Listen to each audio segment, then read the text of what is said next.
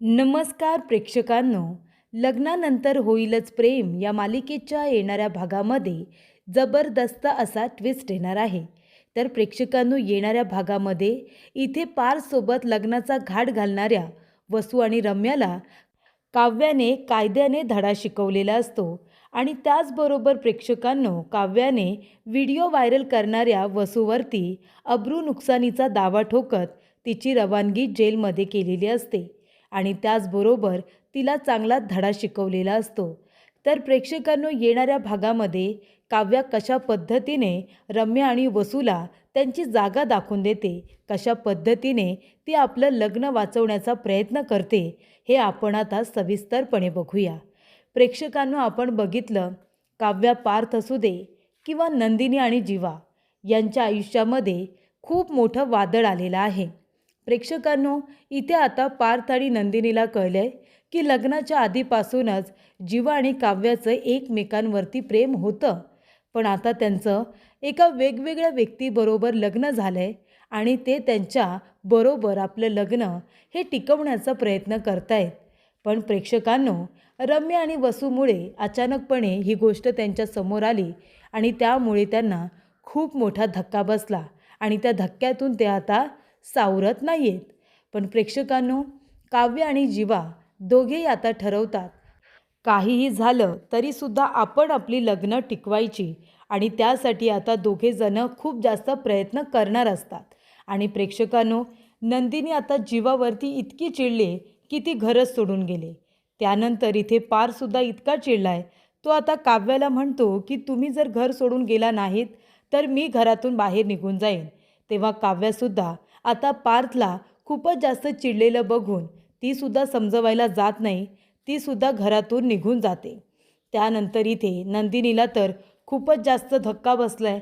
जेवढा धक्का तिला पार्थबरोबर जेव्हा लग्न मोडलं होतं आणि जेव्हा ते जीवाबरोबर झालं होतं तेव्हासुद्धा एवढा धक्का बसला नव्हता.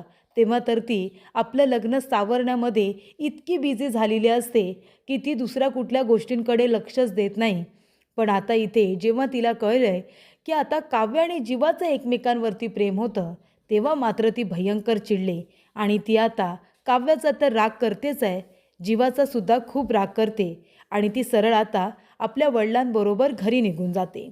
आणि तेव्हा प्रेक्षकांनो, तिच्या वडिलांनी पण बघा कसा दोघींमध्ये भेदभाव केलाय. ते म्हणतात की नंदिनी, मी तुझ्या पाठीशी खंबीरपणे उभा आहे, पण काव्याचं मी कधीच तोंड बघणार नाही. ज्या काव्याने कुटुंबाच्या इज्जतीसाठी, आपल्या वडिलांच्या मान सन्मानासाठी आपल्या प्रेमाचा त्याग करत पार्थबरोबर लग्न केलं आणि तिच्या वागण्याकरता लोकांची बोलणीसुद्धा तिने खाऊन घेतली, पण आता तेच वडील म्हणतायत की मी तिचं तोंड बघणार नाही. तेव्हा प्रेक्षकांनो, इथे आता काव्य मात्र एकटी पडली. पण तिला आता कुणीही महत्त्वाचं वाटत नाही आहे. तिला सगळ्यात जास्त महत्त्वाचं काही वाटत असेल तर ते तिचं आणि पार्थचं नातं आहे. कारण ती म्हणते, त्यावेळेला जे काही घडलं असेल ते असेल. मी जसं जबरदस्तीने लग्न केलं होतं तसं पार्थनंसुद्धा माझ्याबरोबर हसत लग्न केलंच नव्हतं ना.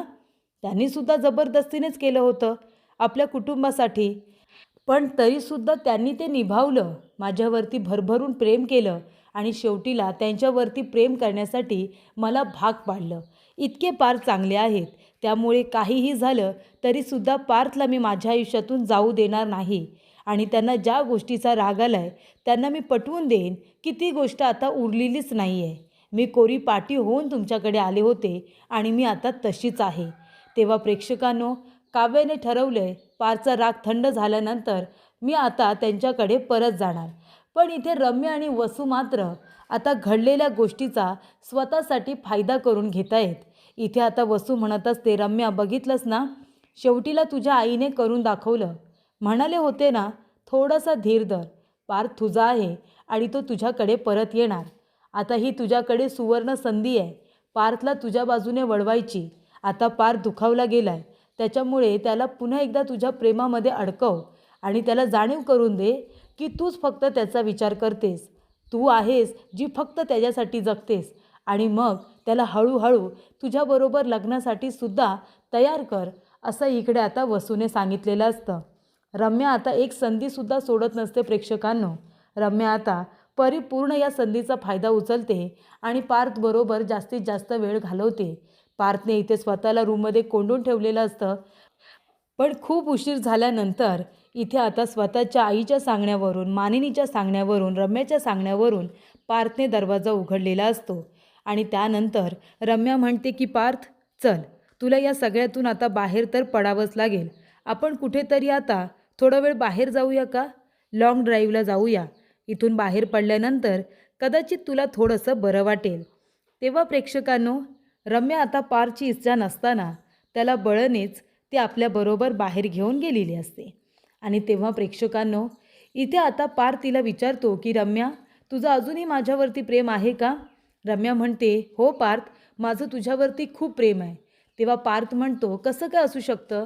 कारण का माझं काव्याबरोबर लग्न झालं, त्यानंतर मी तिच्या प्रेमात पडलो आणि एवढं सगळं असताना देखील तुझं अजूनही माझ्यावरती प्रेम आहे. तेव्हा रम्या म्हणते, कारण माझं प्रेम खरं आहे. मी तुला विसरू शकतच नव्हते पार्थ, आणि आता बघ, शेवटीला मी तुझ्याबरोबरच आहे ना. तेव्हा इथे पार्थ तिला म्हणतो की रम्या, मग माझ्या बाबतीत असं का होतंय? मी सुद्धा काव्यावरती खरंच प्रेम केलं होतं ना. मग मी तिला लगेच कसा काय विसरू शकतो? काव्या माझ्या मनातून लवकर जाणार नाही आहे. जसं माझं लग्न होऊन सुद्धा तू माझ्यावरती प्रेम करतेस, तर माझं तर काव्याबरोबर लग्न झालं होतं आणि माझं तिच्यावरती खरं प्रेम होतं. मग मी सहजासहजी तिला कसं काय विसरू? तेव्हा इथे रम्याला कळतं की मला खूपच जास्त आता एफर्ट्स घ्यावे लागणार आहेत, कारण इथे पार्थ सहजासहजी काव्याला विसरणाऱ्यातला नाही आहे. त्यानंतर प्रेक्षकांनो, इथे आता पार्थ घरी जातो. हर एक गोष्टीमध्ये, हर एक वस्तूमध्ये, एका खुर्चीवरती, कपाटामध्ये सगळीकडे काव्याच्या आठवणी असतात. तेव्हा इथे पार्थला काव्याच्या आठवणी आता शांतपणे राहू देत नसतात. त्याला काव्याची खूप जास्त आठवण येत असते. तिच्याबरोबर घालवलेले ते प्रत्येक क्षण त्याला आता आठवत असतात. त्यानंतर प्रेक्षकांनो, या सगळ्या गोष्टी होतच असतात. तेव्हा वसू आणि रम्या म्हणतात की आपण एक काम करूया, आता पार्थला या सगळ्यातून बाहेर काढण्यासाठी मी आता मानिनी आणि विक्रम यांच्यासमोर एक प्रस्ताव ठेवणार आहे. तेव्हा रम्या म्हणते, आई तू काय करणार आहेस? तेव्हा इथे आता वसू म्हणते, तुम्ही बघाच मी काय करते ते. तेव्हा वसुंधरा इथे आता विक्रम काका आणि मानिनी यांना म्हणत असते, मी काय म्हणते मानिनी, विक्रम, बघताय ना आपल्या पारची अवस्था काय आहे. तर मला असं वाटतं की आता झालं गेलं सगळं विसरून आपण जर पारचं रम्याबरोबर लग्न लावून दिलं तर, मला असं वाटतं की रम्याबरोबर लग्न झालं तर पार त्याचं दुःख तरी विसरू शकेल. तेव्हा मानिनी काकू म्हणतात, हे काय बोलताय तुम्ही वसुताई? अहो, आता कुठे माझ्या मुलाने एवढ्या मोठ्या संकटातून डोकं वर काढलं आहे, आणि तुम्ही जरा लग्नाचा विषय त्याच्यासमोर काढलात ना, तर तो काय करेल काही सांगता येत नाही. तेव्हा प्रेक्षकांनो, विक्रम काकासुद्धा तेच म्हणतात. पण पुन्हा त्यांना असं वाटतं की मला काय वाटतं मानिनी, काय हरकत आहे? तसंही रम्याचं आपल्या पार्थवरती प्रेमच आहे, आणि जर हे लग्न झाल्यानंतर दोघेही सुखी होणार असतील तर मला तर तेच हवं आहे. तुला आपल्या मुलाचं सुख नको आहे का? तेव्हा मानिनी म्हणते, अहो असं नाही आहे, पण तुम्ही बघितलं नाहीत का, आपल्या काव्याचं सुद्धा पार्थवरती प्रेम आहे हो, आणि झालं गेलं सगळं विसरून ती त्याच्यावरती प्रेम करायला लागली होती, आणि लगेच अचानक हे सगळं समोर आलं. त्यानंतर प्रेक्षकांनो, इथे आता रम्या लग्नासाठी खूपच जास्त एक्सायटेड असते. ती म्हणते, माझं लग्न जर पार्थबरोबर झालं तर मी संपूर्ण संकटामधून पार्थला बाहेर काढेन आणि काव्यालासुद्धा विसरायला लावेन. त्याच्या चेहऱ्यावरचं गेलेलं हसू मी स्वतः परत घेऊन येईन. तेव्हा प्रेक्षकांनो, इथे आता मीडियावाले आलेले असतात, आणि मीडियावाले जेव्हा येतात तेव्हा काव्या जीवा यांच्या नात्यावरती नको तेवढी चिखलफेक करतात, आणि हे कारस्थान असतं रम्या आणि वसूचं, जेणेकरून पार्थला राग यावा, आणि इथे मीडियावाल्यांनी जी काही आता घाण ओकायची आहे ती ओकल्यानंतर पार्थ काव्याला पूर्णपणे विसरून जाईल असं रम्याला वाटत असतं. पण जेव्हा इथे आता मीडियावाले सरळ तिथे येतात, कारण इथे वसूने मुद्दामून एक व्हिडिओ व्हायरल केलेला असतो, ज्याच्यामध्ये हे सत्य बाहेर येतं की काव्य आणि जीवाचं प्रेम होतं आणि आता त्यांचं वेगवेगळ्या व्यक्तींबरोबर लग्न झालं आहे. पण ही गोष्ट जेव्हा मीडियावाल्यांपर्यंत पोचते तेव्हा ते लगेचच प्रश्न विचारायला देशमुखांच्या घरी येतात. तेव्हा इथे जेव्हा काव्या आणि त्या जीवाच्या नात्यावरती बोललं जातं तेव्हा इथे जीवाला तर राग येतोच, पण पार्थला खूपच जास्त राग येतो, कारण काव्या कशी आहे हे पार्थला बरोबर माहिती असतं. त्यामुळे इथे काव्याच्या बाबतीत वेडं वाकडं तो अजिबात ऐकून घेत नाही, आणि तो मीडियावाल्यांची इज्जत काढतो आणि त्यांना म्हणतो की आमची परवानगी न घेता आमच्या पर्सनल गोष्टींवरती तुम्ही जे काही बोलताय ना, जे काही भाष्य करताय, मी तुम्हाला सगळ्यांना इथे जेलमध्ये टाकू शकतो. त्यानंतर प्रेक्षकांनो, इथे आता आम्ही उगाचच बोलत नाही, तुमची पर्सनल गोष्ट सोशल मीडियावरती का टाकलीत तुम्ही? आम्ही ही व्हिडिओ बघितली आणि मगच इथे आलोय तुम्हाला प्रश्न विचारायला. तर हा पर्सनल व्हिडिओ, घरातला व्हिडिओ कुणी बरं व्हायरल केला? कारण जेव्हा हे सगळं घडलं तेव्हा तर आपण घरातलेच लोक होतो ना. मग हा व्हिडिओ बाहेर कसा काय गेला हा प्रश्न आता उभा राहिला. तेव्हा इथे वसू म्हणत असते, काय माहिती, ती आहे ना काव्या, तिला आपली इज्जत घालवायची असेल ना, तिने केलं असेल, नाहीतर तिची ती मैत्रीण तर आहेच. तेव्हा पार्थ म्हणतो, काव्या असं कधीच करणार नाही, माझा त्यांच्यावरती विश्वास आहे. त्यानंतर प्रेक्षकांनो, काव्य आता तो व्हिडिओ बघते आणि देशमुखांच्या घरामध्ये सुद्धा जे पत्रकार गेलेले असतात, ज्या पद्धतीने ते लोक आता बोलत असतात ते ऐकून काव्याला खूप मोठा धक्का बसतो. तिला कळलेलं असतं की हे कारस्थान वसूचंच आहे, बाकी कुणाचंही नाही. तेव्हा प्रेक्षकांनो, काव्या म्हणते आता मलाच काहीतरी करावं लागेल, नाहीतर मी आणि पार्थ एकमेकांपासून वेगळे झालोय. या संधीचा पुरेपूर फायदा रम्या नक्कीच उचलेल आणि मी तसं होऊ देणार नाही आहे.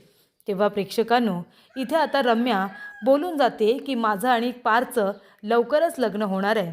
तेव्हा ही गोष्ट मानिनी काकू ऐकते आणि म्हणते, काय करू, काव्याला सांगू का या सगळ्याबद्दल? पण ही गोष्ट आता पिहूने केलेली असते. पिहू काव्याला फोन करते आणि म्हणते, काव्या बहिणी, तुला माहिती नाही इथे काय घडतंय? अगं रम्या दिदी आहे ना, रम्या दिदी पारदादाबरोबर लग्न करायला बघते. हे बघ दिदी, तू काही पण कर वहिनी, पण लवकरात लवकर इथे ये. तेव्हा प्रेक्षकांनो, पिहूने आता फोन करून इथे काव्याला सांगितलेलं असतं की घरामध्ये आता पार्थ आणि रम्याच्या लग्नाची बोलणी होत आहेत आणि रम्याला हे लग्न करायचंच आहे, ते सुद्धा लवकरात लवकर. काव्या म्हणते, मी असं होऊ देणार नाही. काव्या आता पूर्ण तयारीनिशी देशमुखांकडे येते. येताना आपल्याबरोबर पोलीस आणि त्याचबरोबर आपले वकील घेऊन येते आणि ती म्हणत असते की हे बघा, माझं आणि देशमुखांचं लग्न झाले, तेव्हा ठीक आम्ही एकमेकांबरोबर लग्न करायला तयार नव्हतो, पण आता आमचं लग्न झालं आहे. मग इथे रम्या कुठल्या अधिकाराने माझ्या नवऱ्याबरोबर लग्न करायला बघते? आम्ही दोघेजणं अजून डिवोर्स घेतलेला नाही आहे आणि जरीसुद्धा आम्ही डिवोर्स घेतला असेल तरीसुद्धा अजून आम्हाला महिने बाकी आहेत. 3 महिने झालेत, 3 महिने बाकी आहेत. ते 3 महिने जोपर्यंत पूर्ण होत नाही तोपर्यंत मी या घरातून बाहेर जाणार नाही. अजूनही मी पार्थ देशमुखांची बायको आहे, कळलं तुला? कारण रम्या लगेच डिवोर्सचा विषय तिथे काढते. तेव्हा इथे काव्या म्हणते, हां ठीक आहे ना, आम्ही जरी एकमेकांना डिवोर्स देणार होतो तरीसुद्धा 6 महिन्यांसाठी आम्ही एकत्र राहणार होतो आणि आताचे 3 महिने झालेत, 3 महिने बाकी आहेत. त्यामुळे तू मला या घरातून कायद्याने काढू शकत नाही. अजूनही मी पार्थ देशमुखची बायको आहे, कळलं तुला? तोपर्यंत तू पार्थबरोबर लग्नाचा विषयसुद्धा काढणार नाही आहेस आणि जर तसं केलंस तर मी तुझ्या विरोधामध्ये रीतसर तक्रार नोंदवेन. तेव्हा प्रेक्षकांनो, काव्याने आता कायद्याचा दणका दोघींनासुद्धा दिलेला असतो आणि त्यानंतर इथे काव्या म्हणते की आमचा घरातला पर्सनल व्हिडिओ हा घरातूनच व्हायरल झालेला आहे. तो व्हिडिओ सोशल मीडियावरती व्हायरल कसा झाला आणि त्याचबरोबर मीडियापर्यंत कसा पोहोचला याची तुम्ही शहानिशा कराच, पण तो व्हिडिओ वसू आत्याने दिलेला आहे याची मला पूर्णपणे खात्री आहे आणि त्यांच्यामुळे आमची इथे इज्जत गेले. तेव्हा मी वसू आत्यावरती अब्रू नुकसानीचा दावा ठोकते आणि त्यांच्यावरती रिसर कंप्लेंट करते. तेव्हा तुम्ही वसू आत्याला आत्ताच्या आत्ता अरेस्ट करा, असं इकडे आता काव्याने सांगितलेलं असतं. तेव्हा वसू म्हणते, मी असं काही केलेलं नाही आहे. काव्य म्हणते, तुमच्याशिवाय आणि रम्याशिवाय हे सगळं कोणी करणारच नाही, पण या सगळ्याच्या मागे तुम्ही मास्टर माइंड आहात, मला पूर्णपणे खात्री आहे. वसू आत्या, हे सगळं तुम्हीच केलं आहे आणि जर नसेल केलं ना तर सिद्ध करा, पण मला माहिती आहे हे सगळं तुम्ही केलेलं आहे. हवं तर यांचा मोबाईल घ्या आणि चेक करा, यांच्या मोबाईलवरूनच व्हिडिओ गेलेला आहे आणि तेव्हाच तो व्हायरलसुद्धा करण्यात आला आहे. हे सगळं जरी मीडियावाल्याने केलं असलं तरी वसू आत्याच्या सांगण्यावरूनच केलं आहे आणि जर तुम्ही असं केलं नसेल ना तर पुरावे द्या आणि सिद्ध करा, पण मला खात्री आहे हे तुम्हीच केले आणि त्यावरूनच मी पोलिसांकडे तक्रारसुद्धा नोंदवली. तेव्हा प्रेक्षकांनो, इथे आता काव्याने सांगितलेलं असतं की हे वसूने केलं आहे.